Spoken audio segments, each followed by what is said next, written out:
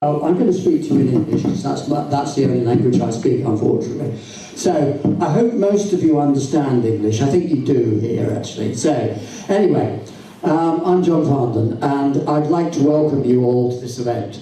And thank you to all those who are here in London tonight, and thank you to all those who are going to listen online, as I'm sure thousands will do, and it's going to be the biggest online event of the year. But I'd just like to say that this is really amazing, isn't it? You know, the fact that people from so many different countries have come together and are convening in the midst of a pandemic to talk about art. And that's either a sign of madness or it's a sign of how important art is to all of us. And I think it's actually a sign of both. But either way, I think it's a pretty wonderful thing that we're here talking to each other and sharing something that has absolutely no practical value in such difficult times. And I suppose I'd like to say, well, why do we do this? And I would say it's because art is the most powerful pandemic the world has ever seen. Now, who is immune to art? I'm certainly not, almost no one. And it takes over your mind and your body and your heart, and you just can't resist it. So, Albert Einstein said, art is contagion, pass it on. And we all have to pass it on. I have to say I agree with him. It just doesn't work in isolation. You know, everybody has stories of how wonderful works were incubated in isolation. There's a famous tale of Shakespeare writing King Lear and his epic poem Venus Adonis in plague lockdown. But the thing is, sooner or later that germ of work has to be let out and shared with the world. But this germ, this infection, is something that brings us all together. It makes us well, it makes us whole, and it touches us deeply in a way that no physical infection can. I mean, recently our wonderful British Chancellor Rishi Sunak said that the arts are unviable in this country now and that maybe artists should look for other work. Well, I think you'll probably agree that's a pretty deplorably ignorant comment. I'm sure when he goes home, he occasionally listens to music, reads a book, looks at his magnificently designed wallpaper, or watches a film.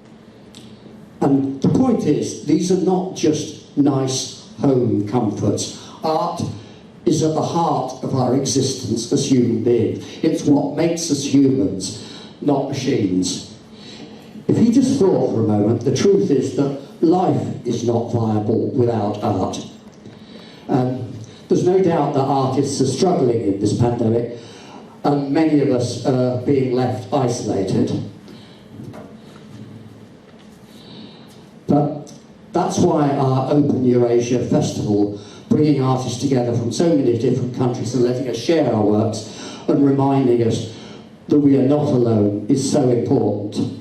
And so thank you for everybody for coming here today and for joining us across the world. Now, President Trump, now in hospital, has not been conspicuous in his support of art.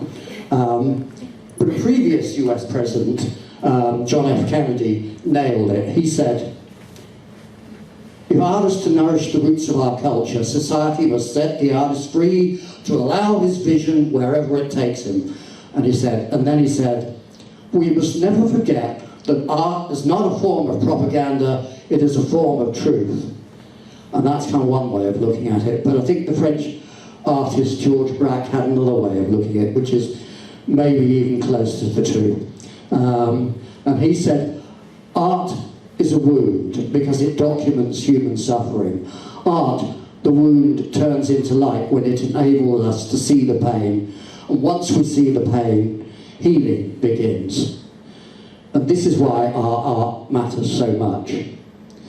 So, now to help us on the road of healing, I'm just going to read you a very simple and light poem, basically, enough to raise our spirit. It's basically, it's a love poem, but an imaginary love poem about someone who's fallen in love in lockdown and can't reach the person. And the girl in its question is a girl called Irina, and she lives in Odessa. So there are lots of puns on the idea of the name Irina, and also on Odessa, which legendarily got its name from Odysseus, the Homeric hero. So this is it, and it's called To Irina. I know a girl in Odessa, down by the black, black sea. She's eyes as dark as coffee, and she's waiting there for me. One day, I'll make an odyssey down to Odessa's sea, like Homer's hero coming home. That's just how it'll be. Maybe I will come in spring, when blossom clothes the trees, and the air is gently humming with the sound of eager bees. Odessa then becomes a bride, all dressed in pink and white, just waiting for the moment when Odysseus comes in sight. Of course, I am no champion, no hero from back then. I'm just a humble man of words, armed only with a pen. But I will come and find that girl with eyes as dark as tea, and win in love's arena, down by the black, black sea. Thank you. Okay, well, just welcome everybody, and I'll hand over to it, and I hope I will try and get, I know most people are going to be speaking in Russian, but I'll try and, so if I look blank, it's just because I haven't understood, it's not because I'm really bored. So I will try and look interested.